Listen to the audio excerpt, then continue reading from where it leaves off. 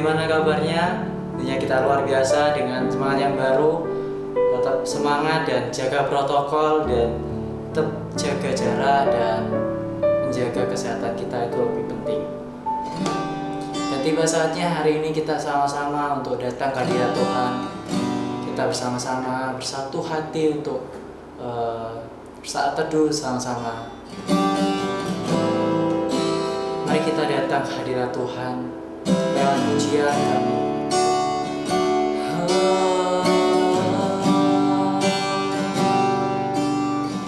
Terima kasih, terima kasih Tuhan.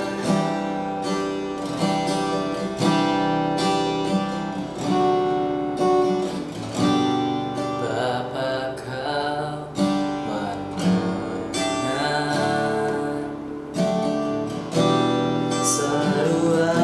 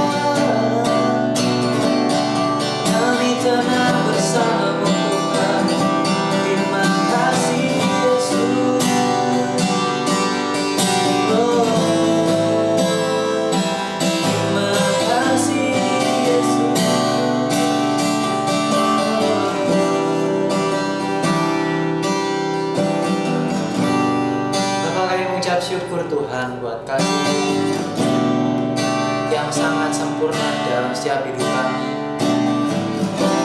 Hari ini di pagi yang indah ini Tuhan, kami siap untuk merenungkan firman-Mu. Biarlah firman-Mu yang kami renungkan ini Tuhan dapat menjadi rema, dapat menjadi kekuatan, dapat menjadi sesuatu yang berdampak bagi seseorang, dapat menjadi dampak yang bagus untuk sekeliling kita Tuhan.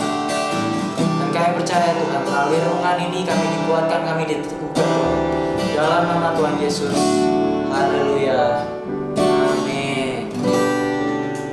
Shalom semuanya. Bagaimana kabarnya guys? Oke, hari ini kita mau baca renungan pagi, yaitu mengenai godaan. Apa itu? Hari ini mengenai godaan. Godaan itu dari berbagai macam bentuk godaan itu sangat luas.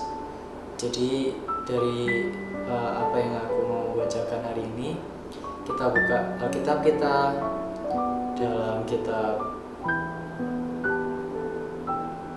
Yakobus 1 ayat 14. Yakobus 1 ayat 14 aku akan bacakan untuk kalian. Beginilah firman Tuhan, tetapi tiap-tiap orang dicobai oleh keinginannya sendiri, karena itu diseret dan dipikat olehnya. Sekali lagi aku akan bacakan Yakobus 1 ayat 14. Tetapi tiap-tiap orang dicobai oleh keinginannya sendiri, karena ia diseret dan dipikat olehnya. Nah, dari renungan ini, dari bacaan yang kita sudah baca dan kita dengarkan, aku mau sharing mengenai godaan ini.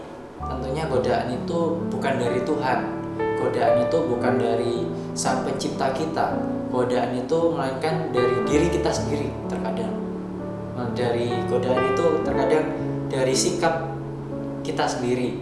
Godaan itu tentunya yang pasti itu dari iblis.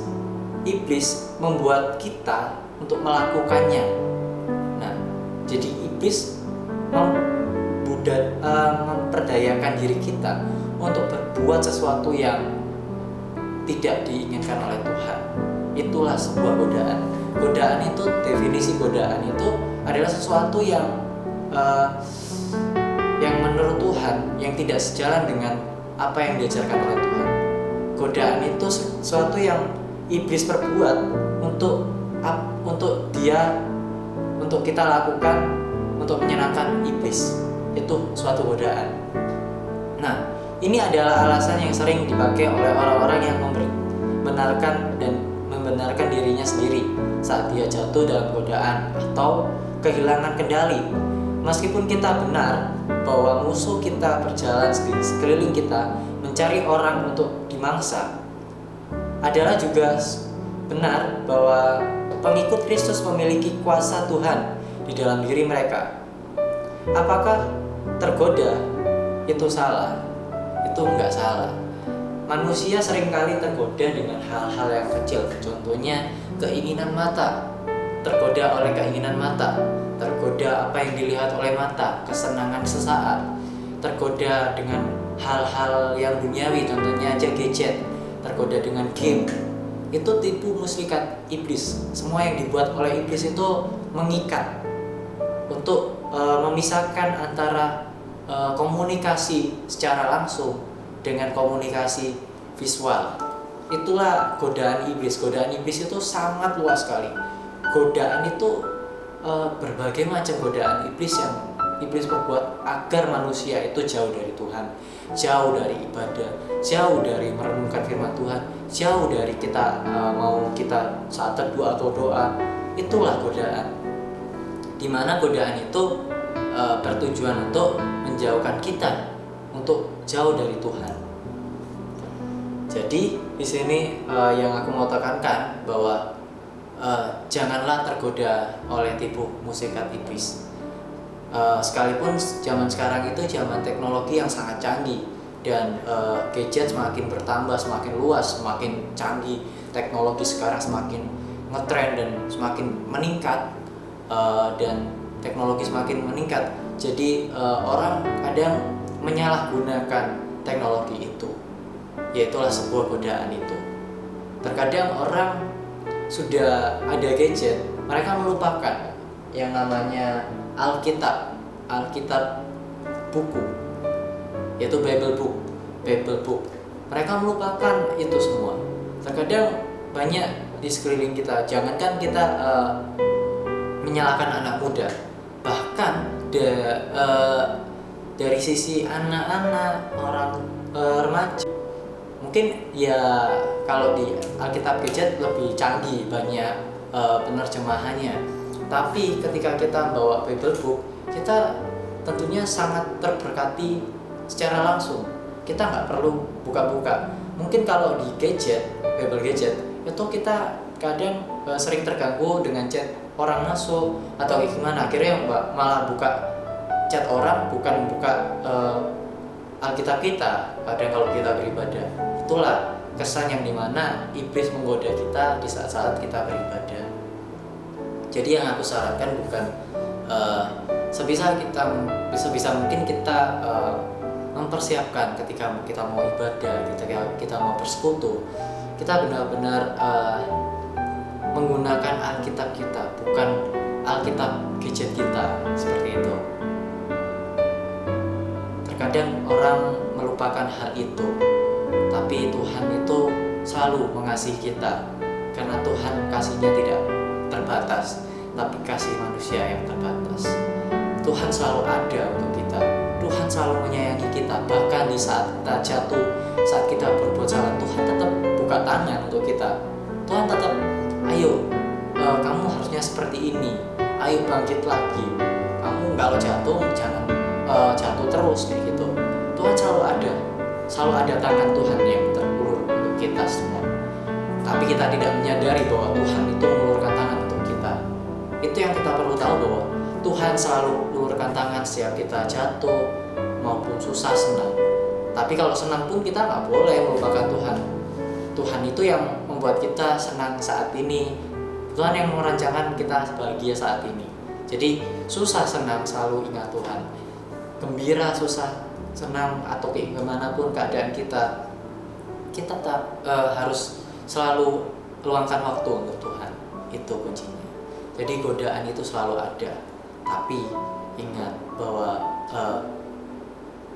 masalah yang kita hadapi tidak sangat besar. Atau seperti ini, kata-kata yang lebih tepat adalah masalah yang kita hadapi itu tidak melebihi batas kemampuan kita.